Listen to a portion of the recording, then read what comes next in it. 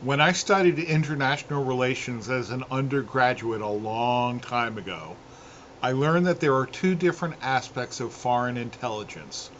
The first is gathering information, the second is analyzing that information. They are two distinct tasks, although they are related. It is not enough for me to know what my potential adversary is doing.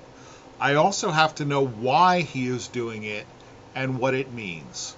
My intelligence gathering effort can be highly accurate, but if I analyze my data wrong, I am still likely to blunder.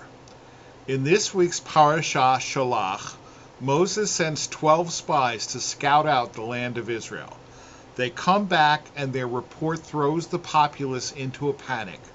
They've concluded, 10 out of the 12 have concluded, that the current inhabitants of the land are strong, and thus the land is unconquerable. How do they know this? Because, they report, the cities are well fortified. Well fortified cities mean a strong population. Rashi points out that the spies were successful in gathering information, but they performed very poorly in the analysis section. Building a wall is not a sign of strength, he says, quite the opposite. Cities are surrounded by high walls because their inhabitants are fearful, not because they are strong. And we know from elsewhere in the Bible that the inhabitants of Canaan feared the Israelites. We read this in Exodus at the Song of the Sea, and we will see this again almost 40 years later, when the Israelites finally conquer the land in the Haftarah, which we will read Shabbat morning. Strong, self-confident people do not need to live behind walls. We often project onto others the characteristics we most dislike about ourselves. 10 of the 12 spies lack self-confidence.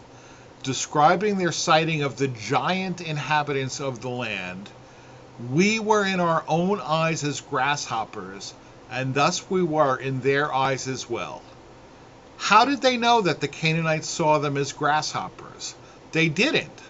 But because that is how they felt about themselves, they assumed that that is how they were perceived by others. Robert Burns wrote a poem asking for the blessing of seeing ourselves as others see us. Perhaps no less important is to hope that others not see us as we see ourselves.